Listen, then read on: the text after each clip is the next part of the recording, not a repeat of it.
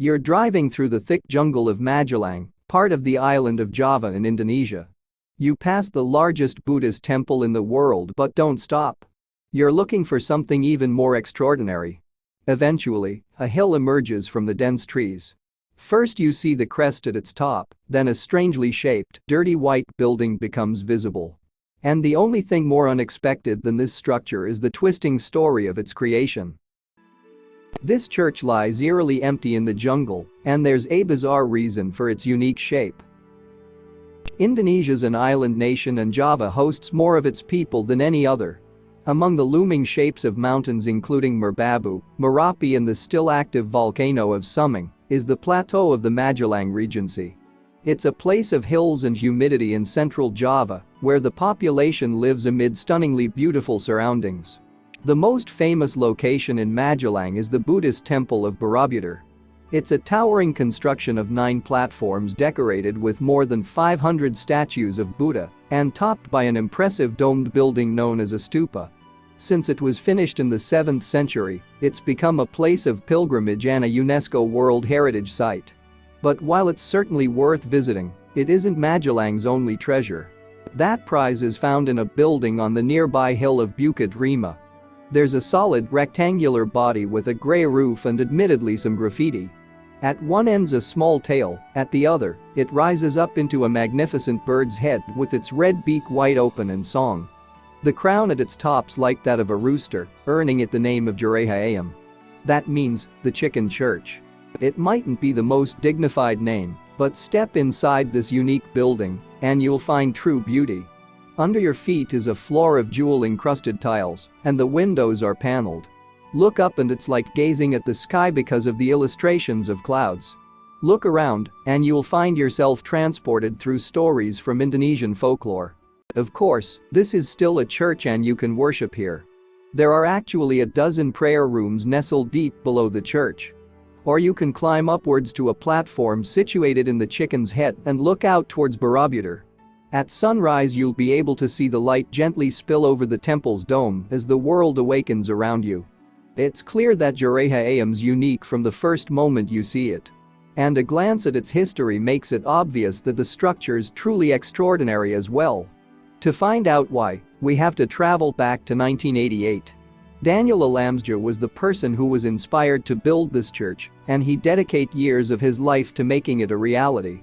Back in 1988, Alamsja was a 45-year-old manager at BASF, a German firm that manufactures chemicals. He was based in Jakarta, but after a member of his team didn't return to work following the Ramadan holiday, Alamsja went to his colleague's Magelang home to find out what had happened.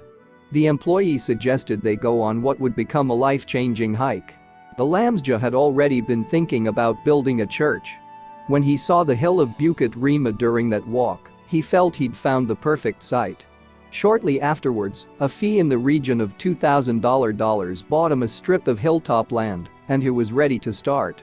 Acquiring the go-ahead from local authorities would take a little longer, though. Almost half a decade, to be precise. So in 1992, Alamsja and his 30-strong team were finally able to start building. Everything was based on Alamsja's own designs, which were initially for a dove rather than a chicken. It wasn't until the crown was added that locals began to say it looked more like a rooster and gave it its new nickname. Even as Alamsja and his crew took scrap, bricks, cement and sand and shaped them into the frame and body of the bird, there was trouble brewing. It started with an article published in 1996 about how Alamsja was constructing a Christian place of worship, despite the surrounding area being mostly Muslim. It caused outrage. Suddenly the hard-won planning permission that Alamsja had fought for was at risk of disappearing. Complaints to the police continued to pile up, and the authorities panicked. They attempted to block the project, and though they didn't succeed, it was a worrying sign. Then there were the money troubles that led to work being suspended in 2002. At that point many of the prayer rooms were just pits, and there was no tiled floor, jeweled or otherwise. It seemed Alamsja's vision of the church was dead before he could even raise the upper floors. There were a few tourists who occasionally made the trek to Jurehaayam, and Alamsja introduced admission charges. Around 25 or so visitors a week wasn't enough to start building again, though. Alamsja also had to focus on his new job overseeing a rehabilitation project. Until, the church dramatically surged back into the spotlight in 2015. It started when both the Huffington Post and the Daily Mail ran articles covering Jureha Ayam. Then the producers of the movie Ada Apa Dengan Cinta, What's the Deal with Love, decided to film a sequel there. Suddenly there were 2,000 guests visiting weekly, and each paid the equivalent of $1 to enter. It meant that Alamsja could finally restart building. Now the church even has its own cafe and a proper road, and the once suspicious locals benefit from the increased tourism. I'm glad I continued, Alamsja told Atlas Obscura. Thousands of visitors come each year to pray or to reflect on their lives, and my children finally respect what I've accomplished. But just why did he put himself through all that? Well, Alamsja's a devoted Christian and his plans for the church stemmed from a dream that he was certain came from God. He'd been praying and then as he fell asleep he saw a white dove roosting on a hilltop. From the empty air came a commanding voice with just one request. He was to create a temple where everyone could pray. At first, though, Alamsja understandably thought he'd been hallucinating. But then he saw Bukit Rima. I was amazed. He recalled. It was the same hill and the same view that I saw in my vision. Further prayer drew him to the biblical book of Isaiah and the words. The Lord's temple will be established as the highest of the mountains. It seemed like fate, and Alamsja began the lengthy process of designing and building his church. He wanted his dove to have a crown to represent its sacred nature, yet it immediately invited comparisons to a rooster. So the chicken church moniker was born long before construction had finished. It probably makes a bit more sense to consider the church a dove than a chicken, even if it's more entertaining the other way. Doves have a deep symbolic history when it comes to religion.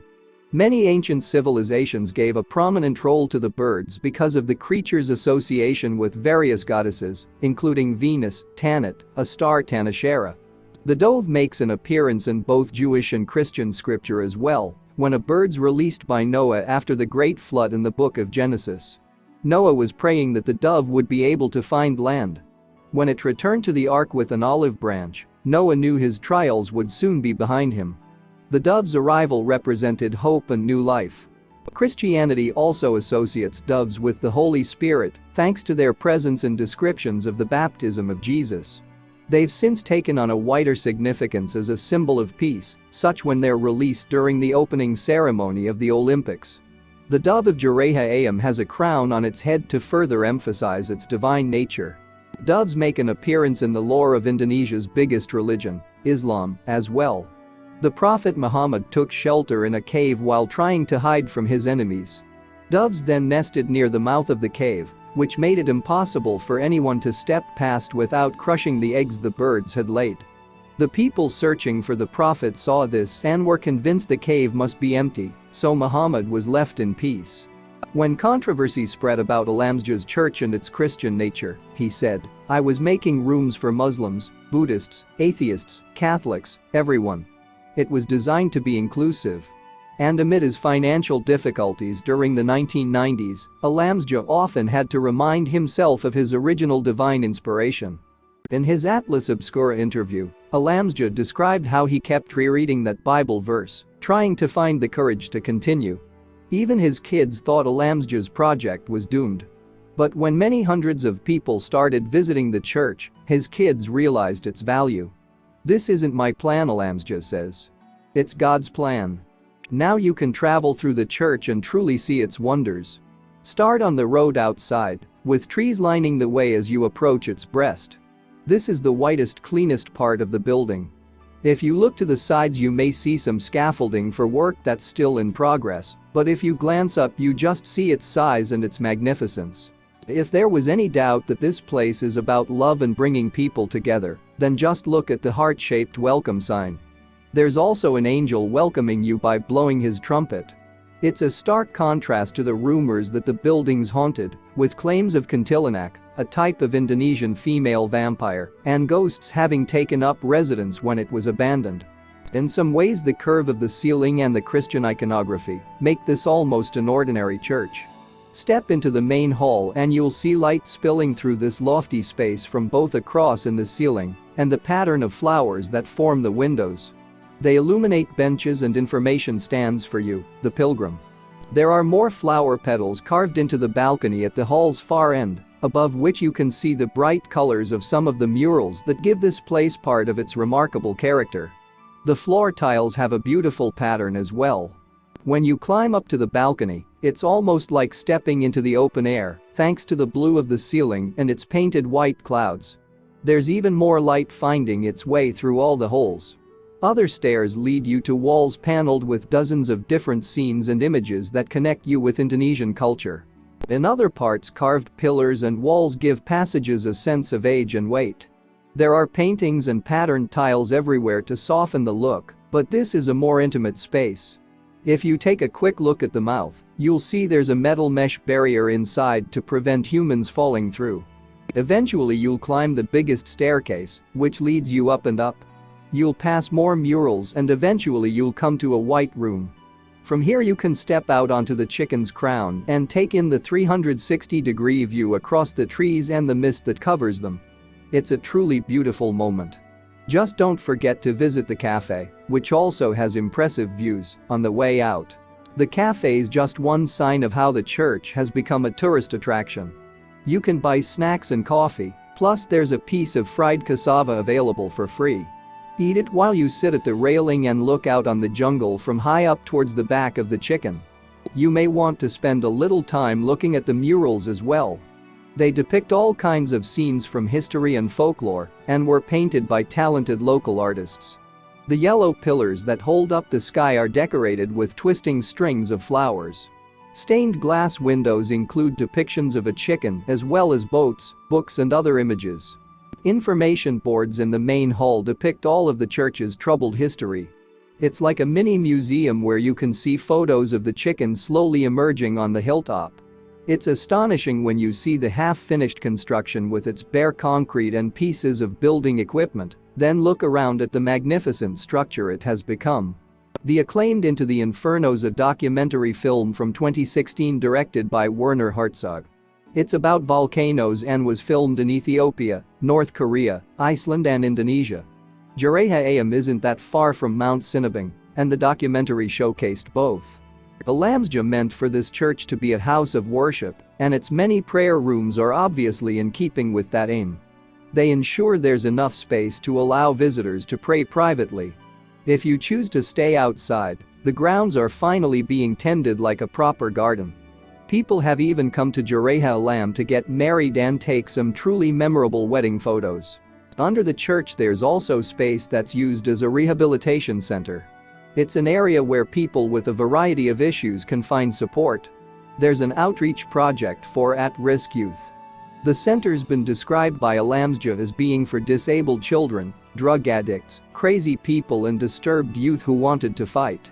Magelang was already one of the most popular tourist spots in this part of Indonesia because of Borobudur. Visitors only had to travel a few miles to encounter Jureha Ayam, which would almost certainly fascinate them as well. And then they spread the word in turn. So it isn't surprising that so many people decided to go in with an entry fee that's the equivalent of just $1. Jureha Ayam isn't just now one of the most iconic and beloved buildings in this part of Java, it's also a world-renowned site that attracts visitors from all corners of the globe. The unusual appearance combined with the noble purpose make this church at once quirky and profound. It's finally rewarded all the work Daniel Alamsja put into its creation. Thanks for watching, and don't forget to like and subscribe.